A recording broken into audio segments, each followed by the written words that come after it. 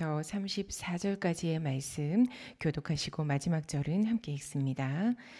여호와께서 말씀하시되 유다 자손이 나의 눈앞에 악을 행하여 내 이름으로 일컬음을 받는 집에 그들의 가증한 것을 두어 집을 더럽혔으며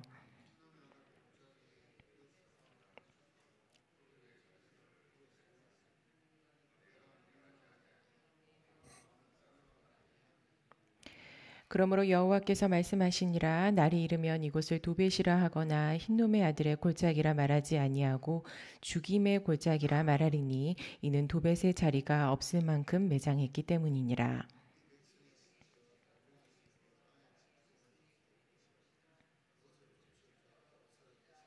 함께 읽습니다. 그때에 내가 유다 성읍들과 예루살렘 거리에 기뻐하는 소리, 즐거워하는 소리, 신랑의 소리, 신부의 소리가 끊어지게 하리니 땅이 황폐하리라. 아멘. 주간 동안의 말씀을 통해 회개하고 순종을 결단한 후에 실천의 말씀들을 찾아서 근신했고 이제 주의 마지막 날에 하나님만을 위한 기도를 올려드리는 시간을 갖겠습니다. 어제와 그제도 우상숭배에 대한 말씀들을 나눴는데 오늘 보신 본문에는 막연하게 생각해온 우상숭배가 아니라 실제 예루살렘이 벌였던 우상숭배의 모습과 심판을 드러내어 말씀하고 계십니다. 아주 적나라하게 우상숭배의 현장을 고변하시는데 우리가 함께 묵상할 두 가지로는 첫째, 내 이름으로 일컬음을 받는 집 안에 우상을 두었다고 하시는 것. 둘째로는 행한 대로 보응하시겠다는 하나님의 선포에 대한 부분입니다. 먼저 행한 대로 보응하시겠다는 하나님의 선포에 대해 살펴보겠습니다. 유다 백성들이 흰놈의 아들 골짜기에 도벳 사당을 건축했다고 합니다. 흰놈의 아들 골짜기를 흰놈의 골짜기 이렇게도 부릅니다. 예루살렘 서남쪽에 있었는데 나중에 요시야 왕이 나라 전체의 개혁을 일으키기 전까지는 이 흰놈의 골짜기에서 처참한 우상숭배 제사가 이어져 왔습니다. 흰놈의 골짜기에 도벳 사당을 건축해서 거기서 제사를 드렸는데 자기 자녀들을 제물로 올렸습니다. 자식들을 제물로 바치는 이 미신 같은 행위인가 싶지만 이 종교의 이름이 몰록입니다. 원래 이름은 멜렉이었는데 여기에 뜻을 조금 더 붙이면서 이후에 몰록이 됐습니다. 멜렉의 의미가 임금이에요. 말하자면 최고의 임금을 섬기고 있다고 믿는 우상 종교였죠. 최고의 신을 섬긴다면 당연히 최고의 제물을 드려야 한다 생각했을 거라서 바로 자녀들을 제사 때 제물로 바친 겁니다. 아까 도벳 사당을 건축했다고 했는데 도벳은 북소리라는 뜻입니다.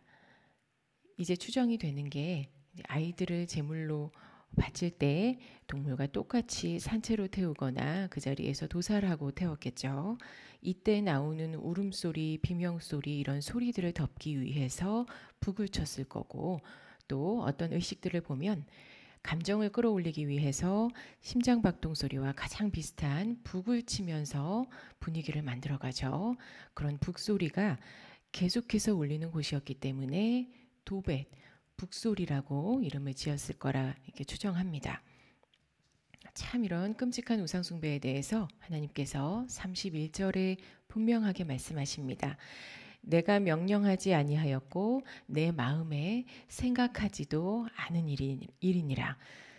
하나님과 전혀 무관한 제사고 하나님께서 절대 용납하실 수 없는 우상이라고 못 박으십니다. 이런 말씀을 하지 않으셔도 당연히 이거는 하나님의 일이 아니지만 굳이 하나님의 입장에서 이렇게 표현하신다는 건 재앙을 앞두고 마치 변론하듯이 그들이 스스로 저지른 죄라는 것을 다시 한번 확언하시는 겁니다. 그리고 내일 그곳을 죽임의 골짜기로 만들겠다라고 선언하십니다. 죽임의 골짜기를 이제 원어나 영어로 보면 대량으로 학살이 일어날 골짜기라는 뜻입니다. 어린 자녀들을 제물로 바치면서 기뻐하는 예루살렘을 보셨던 하나님의 심정이 참 안타까우셨겠구나라고 생각하기에는 이 우상 숭배는 그 이상의 문제입니다. 모든 언약을 인간 쪽에서 파기한 거고, 또 하나님께서 십계명을 주시면서 우리 신앙에서 가장 집중하도록 하시는 영역이 우상 숭배의 문제인데, 그 우상 숭배 중에서도 가정을 파괴하고 자녀를 산채로 태워버리는 만행을 저지르는 것, 그리고 근본적인 문제로 이 우상 숭배를 하나님의 말씀을 들으면서 저질러 온 이 상황에 대한 문제입니다. 하나님을 모르는 이방 사람들이 이런 일을 벌인 게 아니고, 하나님의 자녀들이 그 말씀을 줄줄줄 외워서 말할 정도로 하나님 안에서 살아온 중에, 기도할 줄 아는 중에 이런 일을 벌인 겁니다. 그래서 이제 그곳은 죽임의 골짜기가 될 건데, 이 우상 숭배를 벌인 사람들이 전부 다 죽게 돼서 그곳에 매장될 거라고 말씀하십니다. 시체가 들어갈 자리가 없을 거라고 말씀하셨죠. 우상 숭배는 완전한 멸망을 가져온다는 선언입니다. 유다 백성들이 흰놈의 골짜기에서 우상 숭배를 했습니다. 그래서 하나님이 유다 전 지역을 흰놈의 골짜기로 만들어 버리실 겁니다. 하나님이 어떤 분이신가 생각하게 됩니다. 오늘은 보응하시는 하나님입니다. 보응에는 죄에 대한 형벌을 내리시는 보응이 있고 용서하시는 보응이 있어요. 하나님께서 뭘로 갚으실 거냐를 말하는 거죠. 사실 우리에게 행하시는 보응의 대부분은 아마도 용서의 보응일 겁니다. 우리의 언행 심사를 따라서 그대로 계산을 해본다면 솔직히 고백해서 예루살렘과 별반 다를 바가 없을 거예요. 하지만 하나님은 용서로 보응하시기도 합니다. 직접적으로 우리에게 주시는 용서의 보응도 있고, 또 우리가 우리에게 죄 지은 자를 사하여 준 것 같이 우리 죄를 사하여 주시고, 이 원리에 따른 보응도 있습니다. 우리가 참고 선을 행하면 하나님께서 보상의 차원에서 갚아주시는 보응이죠. 그런데 오늘의 말씀에는 하나님께서 용서로 넘어가지 않으셨던 부분을 우리에게 알려주십니다. 그게 우상숭배입니다. 흰놈의 골짜기에서 드린 제사만큼이나 이제 그 죄를 저지른 사람들이 고통스럽게 죽을 거라고 하십니다. 저와 여러분이 신앙의 경주를 함께 하면서 이 우상 숭배에 대한 보응, 즉 행위의 보응에 대해서 항상 민감하게 주의하기를 바랍니다. 우상 숭배라는 행위를 예루살렘이 선택할 때 그들에게 하나님의 말씀이 왜 없었겠습니까? 왜 사인이 없었겠습니까? 하나님의 경고가 분명하다고 느낄 때 그때마다 우리가 항상 돌이켜서 하나님 앞에서 반드시 살 길을 얻어야 합니다. 또 내 이름으로 일컬음을 받는 내 집 안에 우상을 두었다고 하셨습니다. 이게 우리 안에, 우리 내면에 둔 우상입니다. 앞서 우상 숭배의 행위를 돌이키자고 말씀드렸는데, 실제 어딘가에 절을 하는 일과 동일한 우상 숭배가 바로 우리 성도의 마음 안에서 일어나고 있습니다. 이제 이 부분을 하나님께서 우리에게 말씀하십니다. 오늘 30절에 가증한 것을 둔 곳은 더럽혀진다는 말씀이 있습니다. 그래서 34절에 유다 성읍 예루살렘의 온 땅이 결국 황폐하게 되었다고 하십니다. 우상이 있는 곳은 항상 더럽습니다. 또 더러운 곳에는 늘 우상만큼이나 악한 것들이 머물고 있습니다. 우리의 마음 안에 반드시 성령이 임재하셔서 함께 하실 거라 약속을 주셨는데, 성령이 임재할 곳에 다른 우상이 자리 잡고 있으면 그곳이 일부만 더럽혀지는 게 아니고 그것 때문에 전체가 황폐하게 되버립니다. 다시 말하면 내가 하나님 앞에서 온전하게 행하고 하나님 모시고 사는 내 마음에 틈을 주지 않는다면 내 안에는 무언가 더러운 것이 들어올 방법이 없고 들어와서 자리를 잡을 틈도 없겠죠. 그런데 우리가 주중에 함께 나눴지만 우리가 하나님께 내어 맡기지도 못하고 붙들고 계속 기도하는 그 무언가가 있다고 이제 말씀드렸습니다. 그 부분이 우상 숭배와 같다고 했는데, 꼭 이렇게 결론이 나야 하기 때문에 그렇게 해주십사 하고 항상 그거 붙들고 기도하는 그 어떤 것, 이제 맡기기 어려운 그 어떤 것, 그 우상 숭배가 우리 안에 있으면 우리 안에 더러운 것이 들어올 틈을 내주는 것과 동일합니다. 이 내어 맡겨야 한다는 기도는 그 하나님의 뜻이 하늘에서와 같이 이 땅에서 이루어져야 하는 그 원리 때문에 그렇게 기도하시라고 말씀드리는 부분도 있고, 또 내가 원하는 대로 이루어지기를 붙잡고 사람의 뜻으로 계속 기도하다 보면 수많은 그 더러운 것들, 우리를 혼미케 하는 것들이 우리 안에 너무나 쉽게 들어올 수 있는 길을 내어줘 버리는 거기 때문에 이제 그렇게 기도하시면 안 된다라고 말씀을 드렸던 겁니다.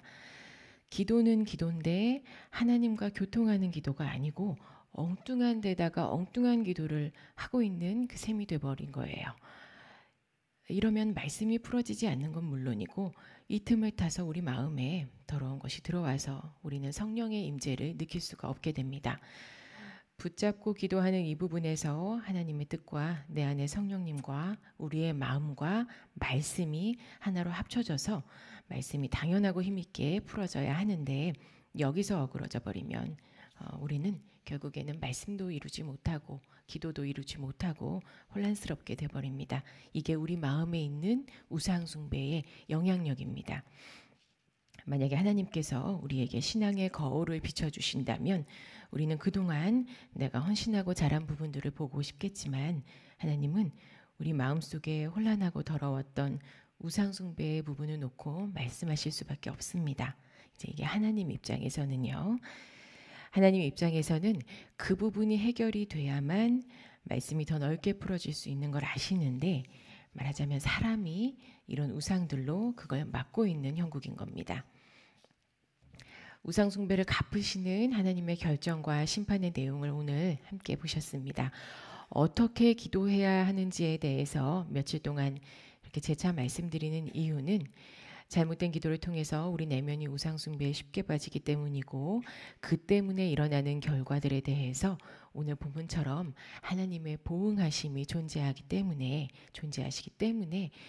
우리 성도분들께 계속해서 말씀을 드렸던 겁니다. 그래도 하나님의 보응에 여전히 용서는 존재합니다. 지난 시간 동안 예루살렘의 멸망에 대한 모든 말씀들의 배경에는 항상 소망이 있다고 말씀드렸습니다. 우리 마음의 우상숭배라는 측면에서 보면 우리도 용서받기는 어렵습니다. 하지만 용서로 소망을 주시는 하나님께서 우리에게는 예수 그리스도를 함께 주셨습니다. 그게 우리가 가진 소망의 확증입니다. 우상숭배의 결과에 대해 오늘 몰록을 섬긴 백성들을 보면서 다시 한번 크게 깨달았습니다. 또 우리 안에서 우리를 더럽히는 우상숭배에 대해 경고하시는 하나님을 통해 용서의 보응이 있다는 소망도 얻는 말씀이었습니다. 이제 잊지 말아야 하실 게 심판도 있지만 소망도 있다. 이제 이 부분을 꼭 기억하셔야 합니다. 오늘의 기도는 이뤄야 하는 제목들도 내려놓고 그냥 하나님으로만 한번 가득 채우는 기도를 드리시기를 부탁드립니다. 틈을 주지 않는 기도와 지난 한 주간 동안 만나온 소망의 하나님을 통해서 이제부터는 성경에서 약속하신 모든 좋은 말씀들이 우리 귀한 성도분들의 삶에 다 풀어지기를 간절히 소원합니다. 기도하시겠습니다.